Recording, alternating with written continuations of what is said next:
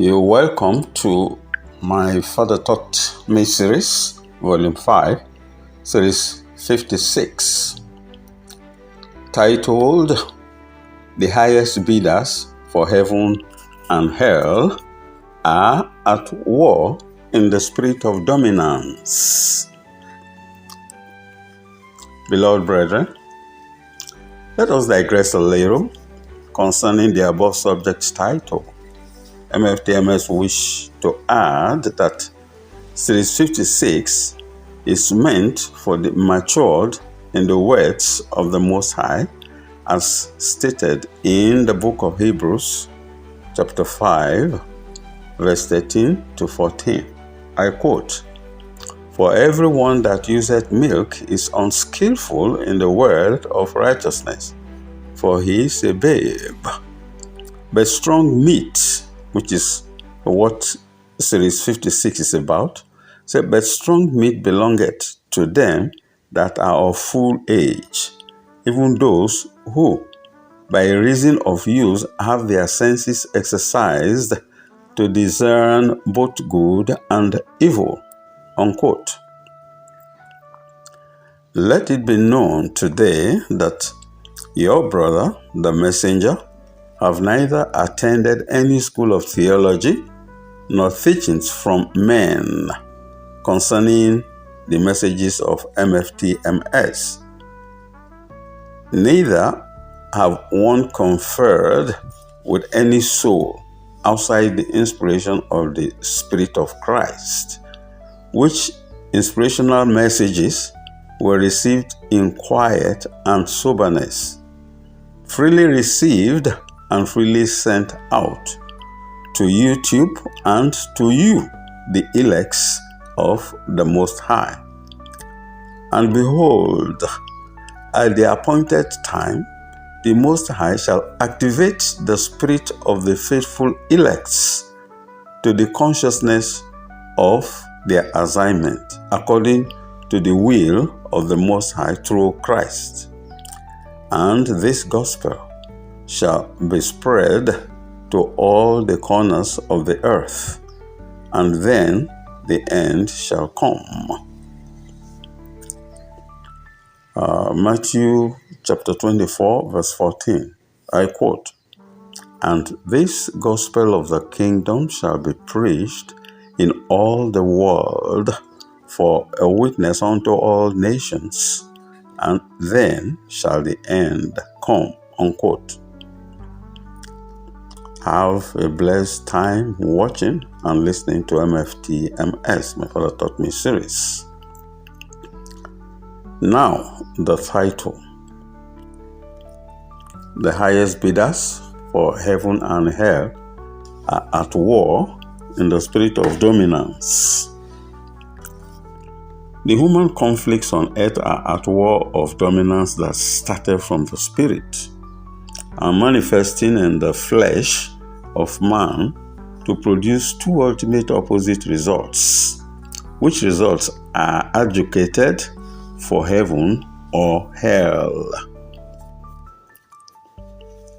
All battles start from the spirit, which outcome presents itself in the physical. The principle that all battles start in the spirit and manifest in the physical is a core tenet of spiritual warfare, often cited to explain that physical problems are frequently outcomes of unseen spiritual conflicts. This perspective suggests that addressing issues only in the physical realm is insufficient, as the root cause is spiritual. 2 Corinthians chapter 10, verse 3 to 6. I quote,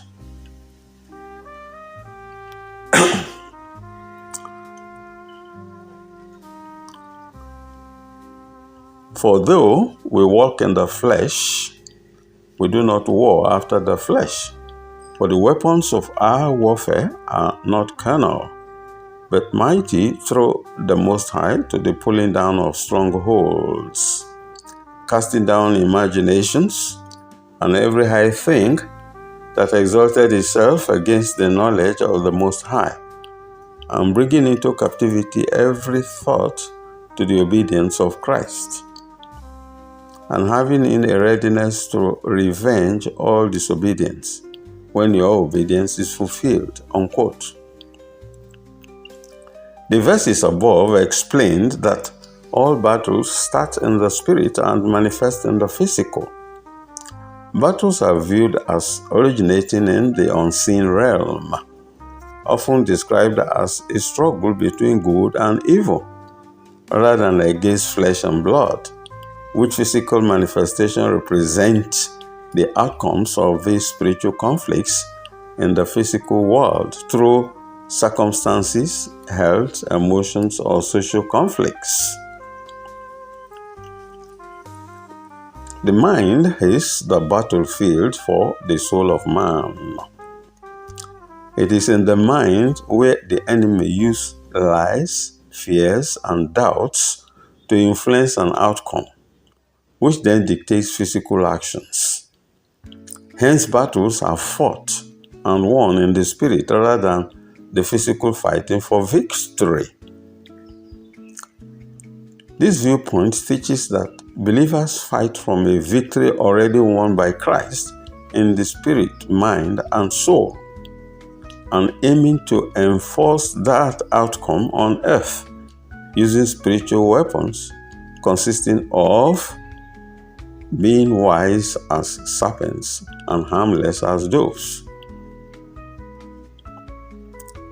Because the battle is spiritual, it cannot be won with carnal, that's physical weapons, but through spiritual means like keeping the commandments of the Most High, prayer, fasting, worship, and the word of the Most High carried out according to his express commandments after the examples of Christ. This perspective urges individuals to look beyond the immediate physical problem and address the underlying spiritual cause to secure lasting victory as we conform with the victory commandments of the Most High. Even in the midst of the highest bidders for heaven and hell set at war in the spirit of dominance. Furthermore, and based on the context of spiritual warfare, the concept of highest bidders fighting for dominance represents the intense conflict between the forces of the Most High and the forces of Satan for the souls of humanity. There is a perpetual unseen battle occurring in the spiritual realm over the destiny of human souls. The highest bidder suggests the competing efforts to win human allegiance. The Most High desires to bring humanity into the glory of heaven, while Satan seeks to destroy, mislead, or claim souls in the spirit of dominance into the darkness of hell. The spirit of dominance, therefore, indicates the nature of the war, is a struggle for supreme control. Satan is described as attempting to rule, that's to reign, while the spiritual battle is over who controls the air of the high places of influence in the world. The war is not against flesh and blood, that is, it's not against people, but against spiritual forces of wickedness, including principalities, powers, and rulers of darkness. The outcome is the battle for dominance, which can only be won ultimately through spiritual authority rather than carnal, of which believers are called to stand firm in the victory already accomplished.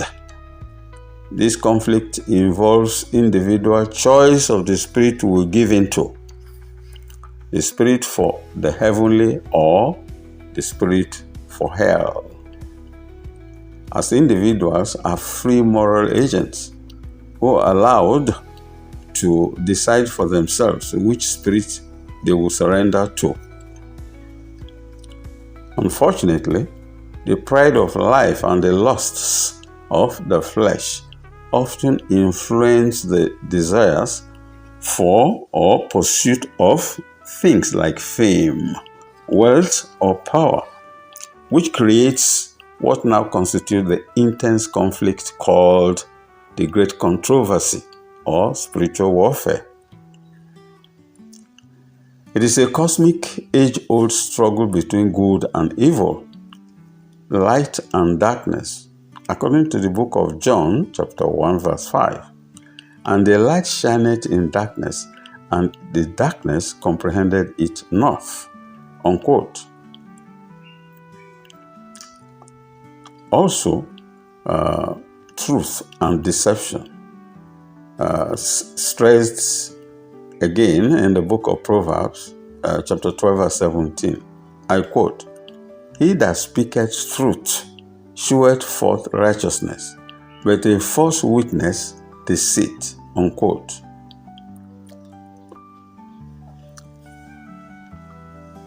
Beloved brethren, this is a battle that originated in heaven, moved to earth in the Garden of Eden, and is fought today in the hearts and minds of humanity.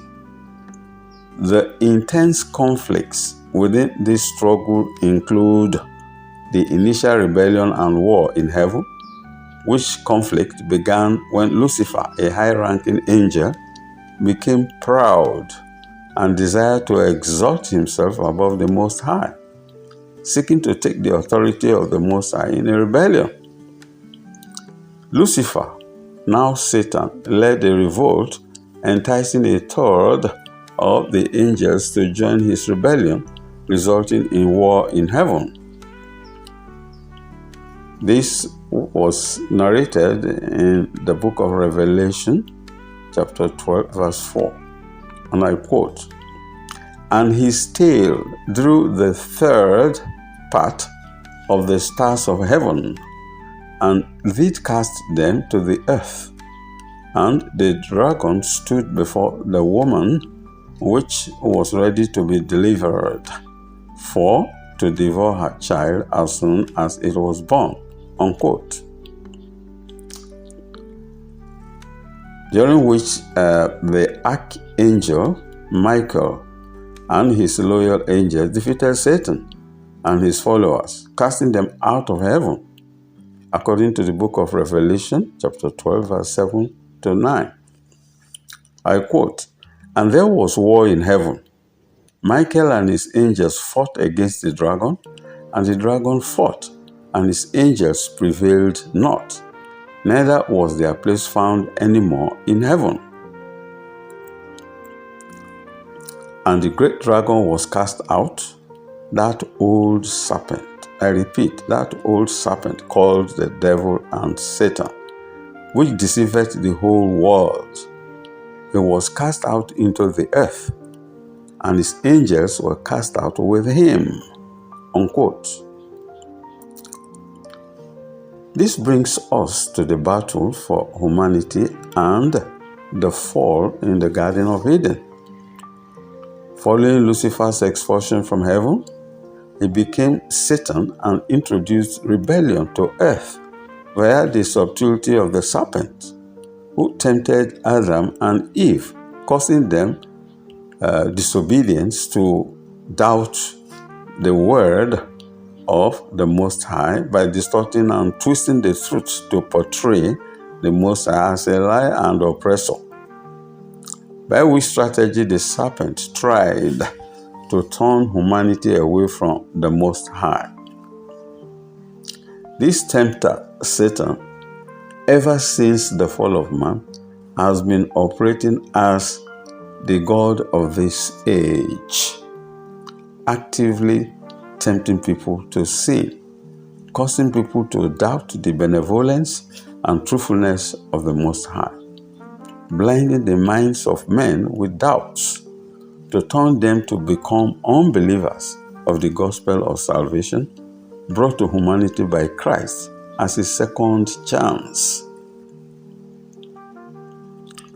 However, the battle is not fought with physical weapons, but through spiritual means, because it involves principalities, powers, and rulers of the darkness of this world. This battle is a constant struggle against three enemies, namely the devil, that's Satan, the world, and the flesh. Satan uses distractions to targeting the mind through discouragement and deception to hinder people's relationship with the Most High. Satan is also known to frequently oppose the efforts of believers to spread truth, such as hindering missionary work of the gospel of Christ, as is the current case of kidnapping, banditry, and terrorism in my beloved country, Nigeria.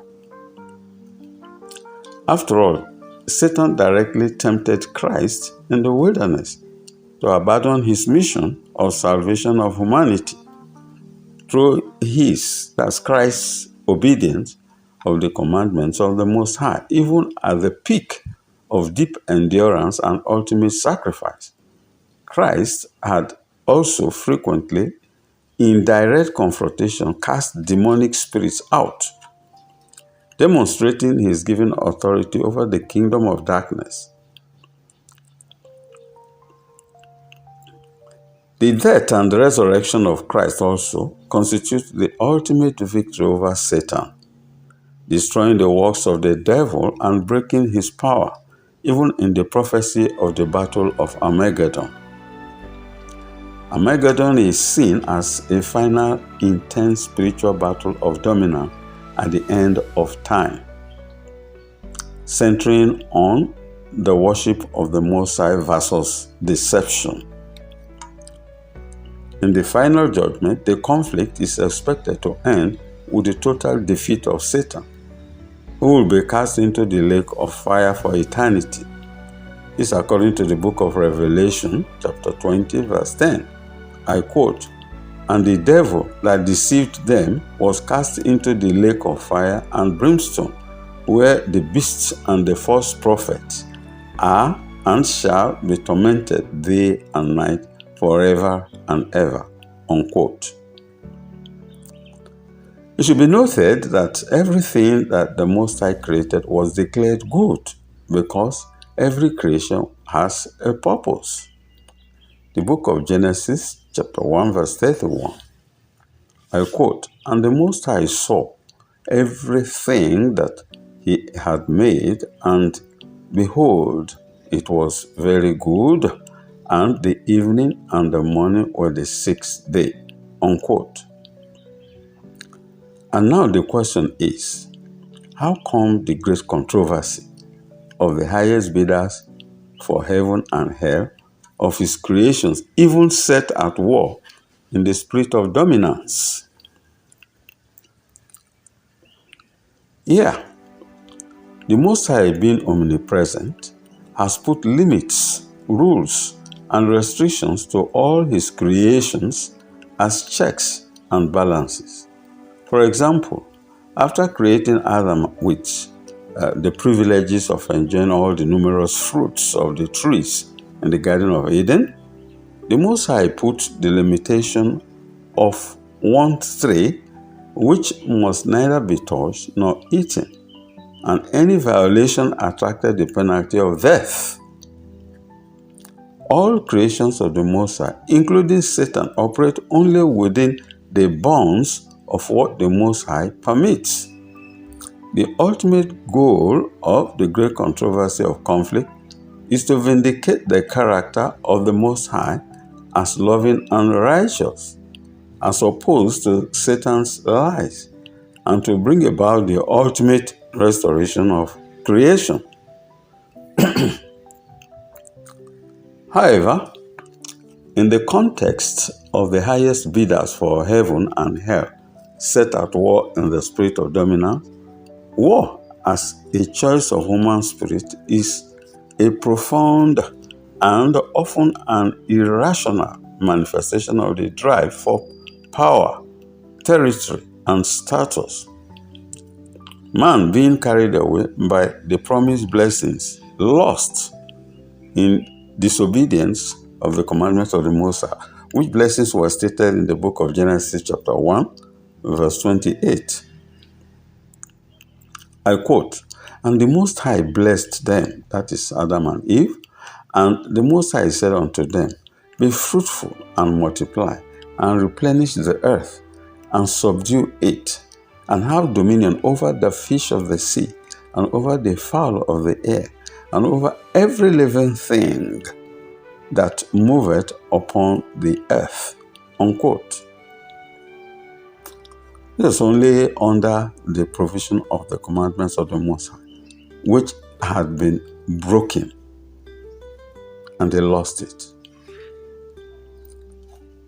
Now, this human instinct of war and dominance thereafter become an extreme persistent impulse rooted in both biological instincts and social structures, having lost it in the Garden of Eden.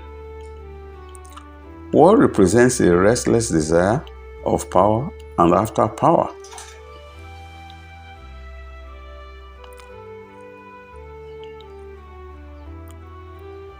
Serving as a means to force Mammon's will through the power of state or authority upon others. It is the spirit of human crave for dominance, a manifestation of the serpentine spirit of choice, fanning the human pride of ego in the spiritual perspective. External wars, therefore, are reflections of unresolved inner spiritual struggles, where egoistic desires inherited from the serpentine nature for self-fulfillment at the expense of the commandments of the Most High must be spiritually subdued. It is a battle for the soul, where the desire to control others is an attempt to achieve a higher status once whispered by the serpent to Eve, which whisper is, "Ye shall be as gods," of which wars are often begun by revisionist leaders, driven by a yearning for glory and honor rather than justice and equity. Ultimately, within the quest for dominance, war is the ultimate violent mechanism by which individuals or groups attempt to enforce their will, secure mundane resources, and establish their delusional superiority in the lost world of the war in the spirit of dominance for heaven or hell, all of which spirit the Most High terminate in death and final judgment, even with the highest bidders. In all of this, Christ has taught us believers to beware of the wolf in the sheep's clothing, according to Matthew chapter 10, verse 16. I quote, "Behold, I send you forth as sheep in the midst of wolves. Be ye therefore wise as serpents and harmless as doves." Unquote. Remain blessed. My name is Steve Emmanuel Mojugbe, a messenger, an author, a Nigerian, copyright reserved, mftmseries.com.ng. Thank you for listening.